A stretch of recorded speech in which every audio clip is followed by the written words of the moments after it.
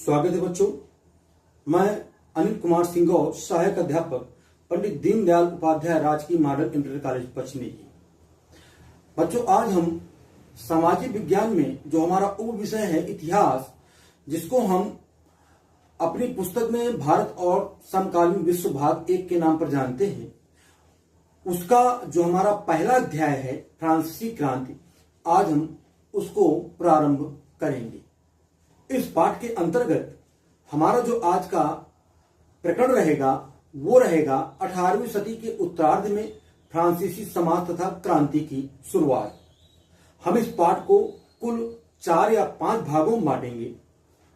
ये आपका पहला भाग है। जो आगे वाले वीडियो हैं वो आपको उपलब्ध हो जाएंगे। इस प्रकरण के अंतर्गत बच्चों जो आज हमारे चर्चा के बिंदु रहेंगे वो हैं 18वीं सदी के उत्तरार्ध में फ्रांसीसी समाज, लुई 16वां का राज्यारोहण तथा फ्रांस के राजकोष की स्थिति, समाज का वर्गीकरण हम जानेंगे। जीने के लिए जो संघर्ष कर रहे थे फ्रांसीसी जनता उस समय, हम उसके बारे में जानेंगे।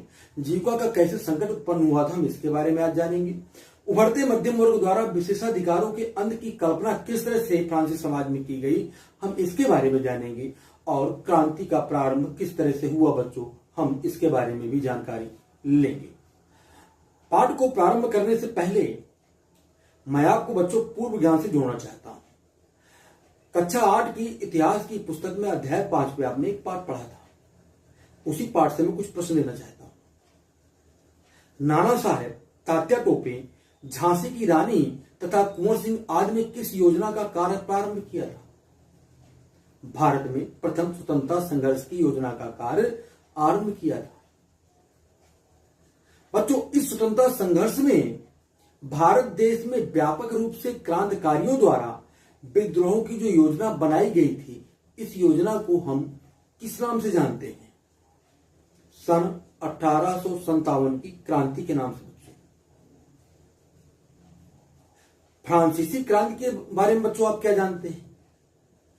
आज हम फ्रांसीसी क्रांति के अंतर्गत 18वीं सदी के उत्तरार्ध में फ्रांसीसी समाज तथा क्रांति की शुरुआत भाग 1 का हम अध्ययन करेंगे। 18वीं सदी के उत्तरार्ध में फ्रांसीसी समाज, हम इस शिक्षण बिंदु को प्रारंभ करने से पहले मैं थोड़ी सी आपको बच्चों एक स्टोरी सुनाना चाहता हूं जो आपकी बुक में लिखी हुई है। 14 जुलाई 1789 की सुबह पेरिस नगर में आतंक का माहौल था।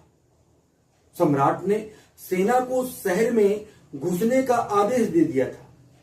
अफवाह थी कि वह सेना को नागरिकों पर गोलियां चलाने का आदेश देने वाला है। लगभग 7000 मर्द तथा औरतें टाउन हॉल के सामने एकत्र हुए और उन्होंने एक जन सेना का गठन करने का निर्णय किया। हथियारों की खोज में बहुत से सरकारी भवनों में जबरन प्रवेश किया गया जनता के द्वारा। अंततः सैकड़ों लोगों का एक समूह पेरिस नगर के पूर्वी भाग की ओर चल पड़ा और बास्तील किले की जेल को तोड़ डाला, जहां भारी मात्रा में गोला बारूद मिलने की बच्चों संभावना थी। हथियारों पर कब्जे की इस सशस्त्र लड़ाई में बास्तील का कमांडर बच्चों मारा गया। कैदी छुड़ा लिए गए। यद्यपि उनकी जो संख्या थी कैदियों की वो टोटल 7 थी। सम्राट की निरंकुश शक्तियों का प्रतीक होने के कारण बास्तील का जो किला था लोगों की घृणा का केंद्र बना हुआ था, इसलिए किले को ढहा दिया गया। इसके साथ साथ ढहाने के साथ साथ जो था लोगों ने उस किले की एक एक ईंट को बेच दिया और इस ध्वंस को स्मृति चिन्ह के रूप में उन्होंने सजाने की कोशिश की। इस घटना के कई दिनों तक पेरिस तथा देश के देहाती क्षेत्रों में कई और संघर्ष हुए। अधिकांश जनता पावरोटी की महंगी कीमतों का विरोध कर रही थी। बाद में इस दौर का सिंहावलोकन करते हुए इतिहासकारों ने इसे एक लंबे घटनाक्रम की ऐसी शुरुआती कड़ियों के रूप में बच्चों जोड़ा, जिसको हम आगे इसी पाठ में अध्ययन करेंगे। बास्तील की घटना कोई एक दिन की घटना बच्चों नहीं थी। अब इस घटना का अध्ययन करने के लिए हमें थोड़ी से पीछे जाना होगा। सन 1774 ईस्वी में बूरबोन राजवंश की लुई 16वें ने फ्रांस की राजगद्दी संभाली। किसने बच्चों राजगद्दी संभाली? लुई 16वां इसने राजगद्दी संभाली। यह किस वंश का शासक था? बूरबो वंश का। लुई 16वां का विवाह ऑस्ट्रिया की राजकुमारी मेरी एंटोइनेट के साथ हुआ। जिस समय लुई 16वें ने राजगद्दी संभाली उस समय फ्रांस का राजकोष पूरा खाली था। इसके कुछ कारण हैं बच्चों, राजकोष खाली होने के कुछ कारण थे। अब क्या कारण थे? अगर हम पहले कारण की बच्चों चर्चा करें तो लंबे समय तक चले युद्धों के कारण फ्रांस के जो वित्तीय संसाधन थे वो नष्ट हो चुके थे बच्चों। वारसाई के विशाल महल जो थे, राज दरबार जो थे, वहां की जो शानो शौकत थी उसको बनाए रखने के लिए शाही खर्च अत्यधिक वित्तीय दबाव डाल रहे थे। लुई 16वें के शासनकाल में फ्रांस ने अमेरिका के 13 उपनिवेशों को इनके साझा शत्रु ब्रिटेन से स्वतंत्र कराने में मदद की थी। इस युद्ध के कारण फ्रांस पर 1 अरब लिब्रे का कर चढ़ गया था, जबकि फ्रांस पर पहले से ही 2 अरब लिब्रे का कर्ज था। यहां बच्चों 2 शब्द आते हैं, उपनिवेश और लिब्रे। क्या है ये दोनों? उपनिवेश का तात्पर्य होता है कि सामान्य रूप से अधीन राष्ट्रों को उपनिवेश कहा जाता है। फ्रांस ने जिन देशों पर सैन्य शक्ति के बल पर अधिकार कर लिया वो उसके उपनिवेश कहलाए। एशिया व अफ्रीका के पिछड़े देश 20वीं शताब्दी तक पश्चिमी देशों के उपनिवेश रहे। अब ये सभी देश स्वतंत्र हैं बच्चों। लिब्रे क्या है? ये फ्रांस की मुद्रा थी जो सन 1794 में लगभग समाप्त कर दी गई थी।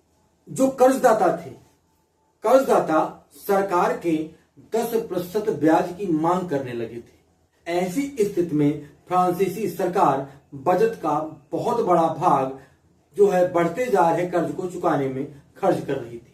राज्य के नियमित खर्चों का बोझ तो था ही, इस स्थिति से मुक्ति पाने के लिए सरकार के पास बच्चों कोई रास्ता न था, इसलिए वह करों में वृद्धि करने हेतु बाध्य हो गई थी। तो फ्रांस का जो समाज था वह 3 भागों में 3 श्रेणियों में बटा हुआ था। 3 श्रेणी, हम इसी को एस्टेट्स के नाम से जानते हैं।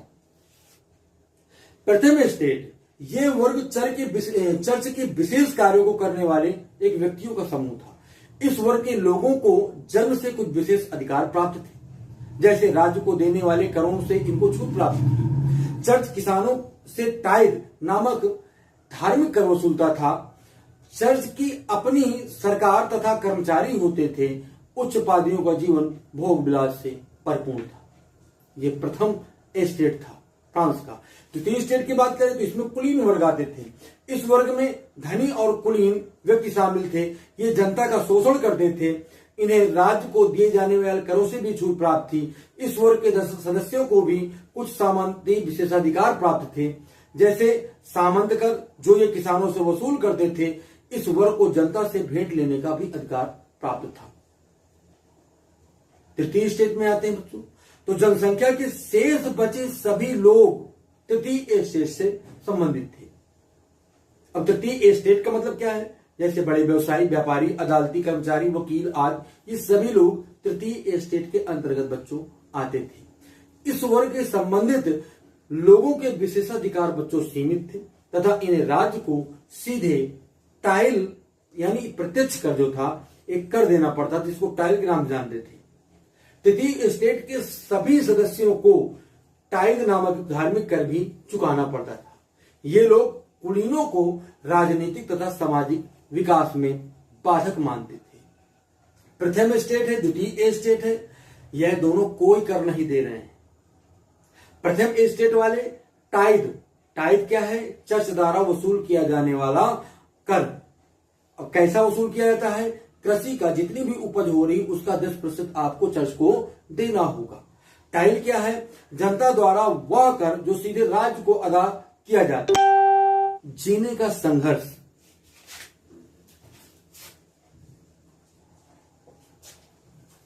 ये सारी की सारी घटनाएं आप जो देखेंगे यहां पर, ये सभी की पूरी घटनाएं किससे बच्चों जुड़ती हैं? बास्तील, जो किला ढहाया गया, बास्तील की जो घटना है उससे जुड़ती है। जीने का संघर्ष क्या था? समाज को 3 भागों में बांटा गया था।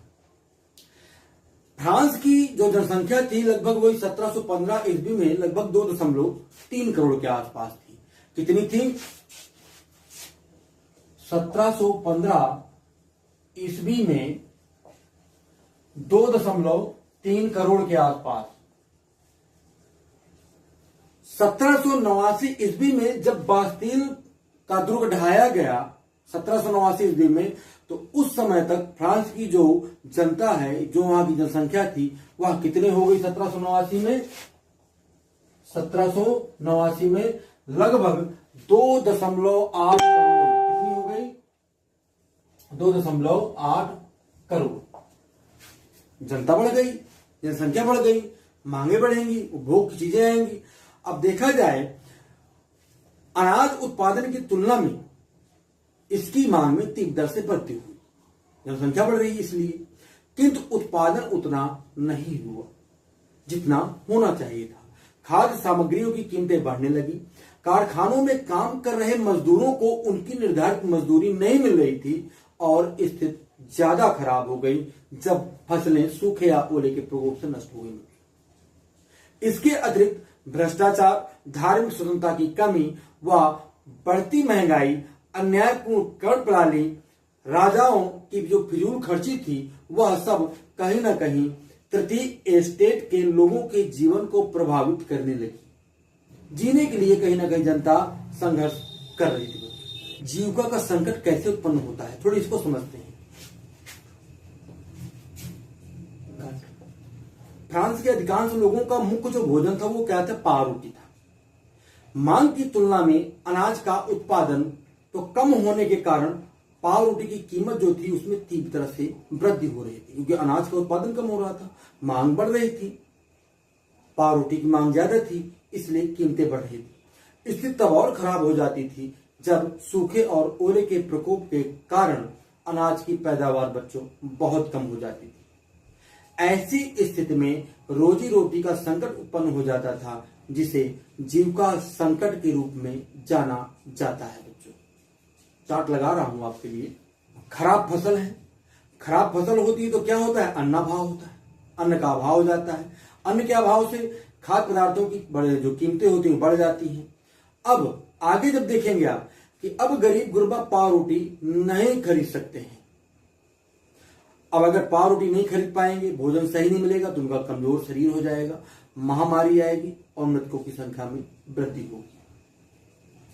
दूसरा बिंदु जो है उसमें देखेंगे आप चार्ट में कि वहां पर खाद्य दंगे होते हैं पावरोटी के लिए और वहां पर भी मृतकों की संख्या में वृद्धि होती है।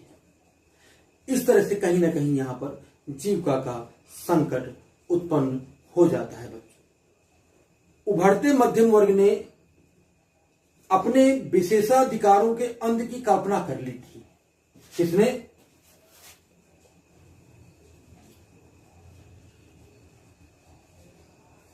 अंत की कल्पना की थी। 18वीं सदी में फ्रांस में एक मतलब देखा जाए तो एक नए सामाजिक वर्ग का उदय हुआ। इस मध्यम वर्ग के रूप में इसको जाना गया था। इस वर्ग ने समुद्र पारी व्यापार और रेशमी ऊनी वस्त्रों के उत्पादन के बल पर संपत्ति अर्जित की थी। ऊनी और रेशमी कपड़ों का जो या तो कह लीजिए कि निर्यात किया जाता था या समाज के समृद्ध लोग इन्हें खरीद लेते थे। यह वर्ग पढ़ा लिखा होने के कारण जन्म से विशेषाधिकार को न मानकर योग्यता को व्यक्ति के सामाजिक पद का आधार मानता था। जॉन लाक रूसो जैसे दार्शनिकों ने स्वतंत्रता, समान नियमों तथा समान अवसरों पर आधारित समाज की परिकल्पना प्रस्तुत की थी। बच्चों, पहला नंबर आता है John Locke. John Locke. John Locke ने अपनी कृति टू ट्राइजेज ऑफ गवर्नमेंट में राजा के दैवी और निरंकुश अधिकारों के सिद्धांत का खंडन किया। वहीं पर जॉक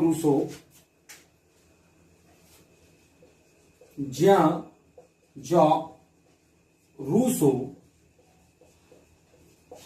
इन्होंने क्या किया, एक देखा जाए तो जो रूसो थे वो एक महान दार्शनिक थे। इन्होंने फ्रांस में निरंकुशता को समाप्त करने के लिए अपने क्रांतिकारी विचारों में लोकतांत्रिक शासन का मार्ग प्रशस्त किया। यहां से एक जड़ आती है, एक विचार बनता है जो लोकतांत्रिक विचार की भावना फ्रांस की जनता के मध्य उपस्थित होती है। इनकी प्रसिद्ध कृति थी सोशल कॉन्ट्रैक्ट। इनकी इस प्रसिद्ध कृति में इन्होंने कहा कि मनुष्य स्वतंत्र पैदा हुआ है, किंतु प्रत्येक स्थान पर वो जंजीरों से जकड़ा हुआ है। इनका विचार था कि राजा को जन भावनाओं के अनुरूप कार्य करना चाहिए। सामाजिक बंधन तथा राजनीतिक दासता की कटु आलोचना करते हुए भी इन्होंने राज्य को नैतिकता के लिए अनिवार्य बताया। रूसो के विचारों का फ्रांस की जनता पर बहुत गहरा प्रभाव पड़ा। वहां पर एक दार्शनिक और थे, मॉन्टेस्क्यू।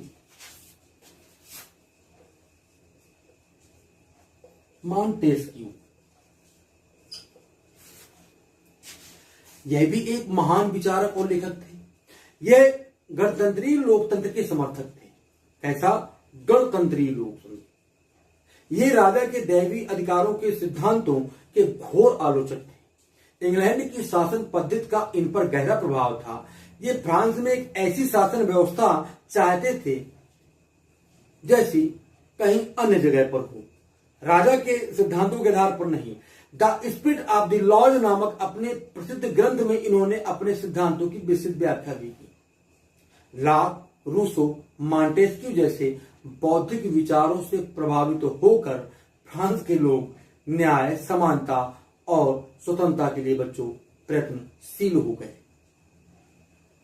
ये सारे बिंदु, ये जो विचार हैं, ये सारे के सारे लोग तृतीय एस्टेट के लोग थे।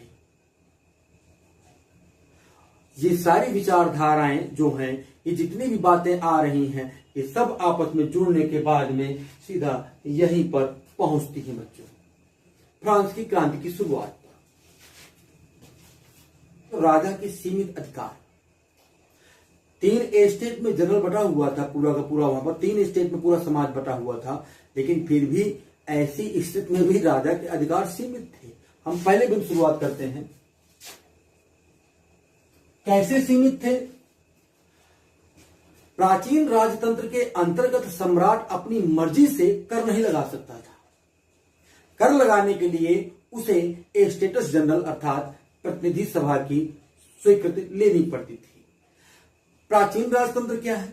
प्राचीन राजतंत्र का मतलब जो पहले से परंपरा चली आ रही पुरानी राजतंत्र व्यवस्था, उसके अंतर्गत जो स्टेट जनरल बनाया गया, ये कहीं ना कहीं राजनीतिक एक प्रतिनिधि सभा थी, जिससे हमारे यहां पर विधानसभा या संसद होती है। इस हेतु इसकी बैठक बुलाई जाती थी और सम्राट यह निर्णय करता था कि स्टेटस जनरल की बैठक कब बुलाई जाए। और एक समस्या थी कि लुई 16वां जब राजगद्दी पर बैठता है, अगर हम उससे पहले का वर्णन करें तो अंतिम जो बैठक स्टेटस जनरल की बुलाई गई, स्टेटस जनरल की, वो थी बच्चों 1614 ईस्वी में। कब थी? 1614 ईस्वी में अंतिम बैठक की गई थी।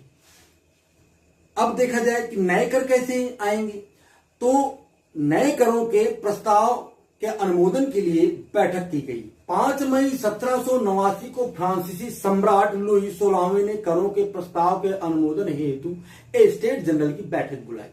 बैठक का आयोजन वर्साय के एक आलीशान भवन में किया गया। इस बैठक में पहले व दूसरे स्टेट ने अपने 300 प्रतिनिधि भेजे। किसने? पहले और दूसरे ने।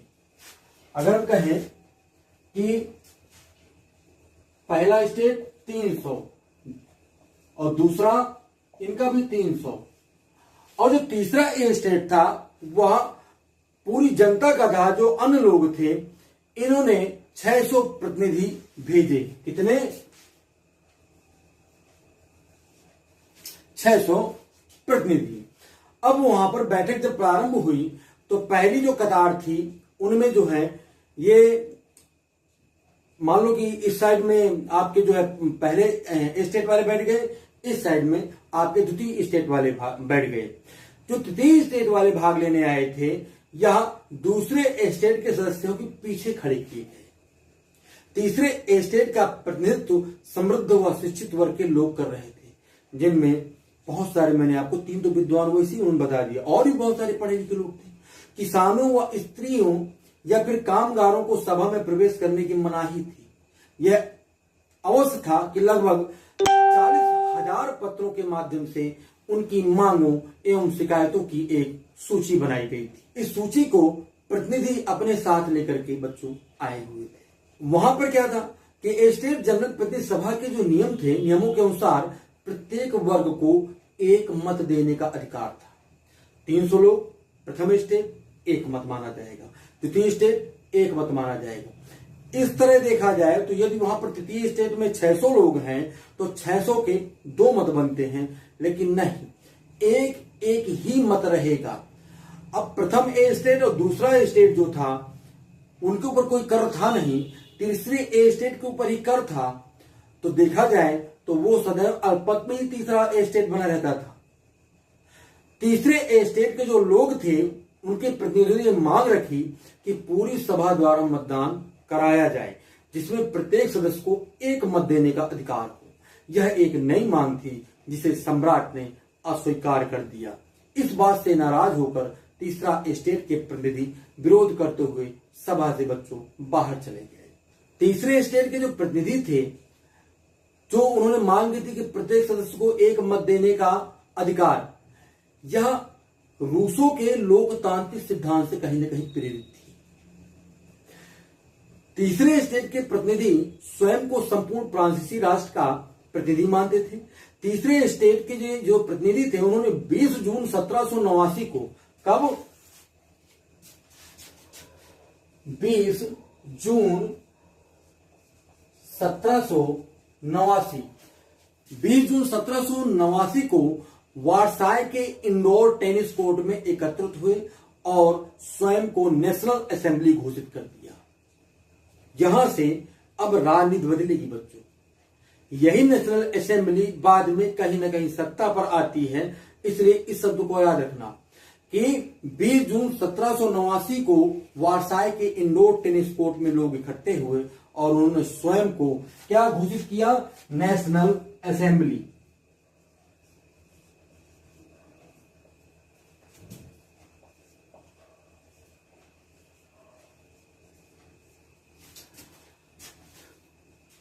इनका काम क्या था नेशनल असेंबली का? इन्होंने ये प्रतिज्ञा की कि जब तक सम्राट की शक्तियों को कम करने वाला संविधान तैयार नहीं हो जाता तब तक असेंबली भंग नहीं होगी।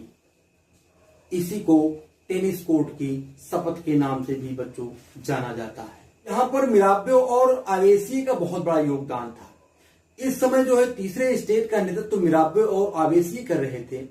देखा जाए तो मिराबे का जन्म एक कुलीन वर्ग में या परिवार में हुआ था, किंतु वह सामंती विशेषाधिकारों वाली सामाजिक व्यवस्था को समाप्त करने का पक्षधर था। सामंती व्यवस्था आपने गांव घर में देखी होगी कि सरपंच जी 36 गांव की जमींदारी, 36 गांव की पूरी जमीन उन्हीं के, वही पूरी देखरेख। तो सामंती व्यवस्था का एक छोटा सा ये उदाहरण है बच्चों। इस संबंध में मिराबे ने एक पत्रिका निकाली एवं वर्साय में जुड़ी जो भीड़ थी उसको कहीं ना कहीं उत्साहित किया, उसको उत्साहवर्धक भाषण वहां पर उसने दिया। आवेसी मूल रूप से एक पादरी था, इसलिए तीसरा स्टेट क्या है इस शीर्षक से अपना अत्यंत प्रभावशाली एक प्रचार पुस्तिका भी इन्होंने निकाली। नेशनल असेंबली और फ्रांस।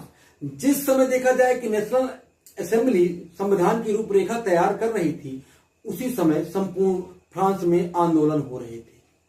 अत्यधिक ठंड पड़ने के कारण फसल का उत्पादन बहुत कम हुआ था, जिसके कारण फ्रांस की प्रमुख खाद्य पाव रोटी की कीमत बढ़ गई थी। स्थिति का लाभ उठाते हुए बेकरी मालिक जमाखोरी पर जुटे हुए थे। बेकरी की दुकानों पर बहुत देर तक प्रतीक्षा करने के बाद भी क्रोधित स्त्रियों की भीड़ ने दुकानों पर हमला करना प्रारंभ कर दिया।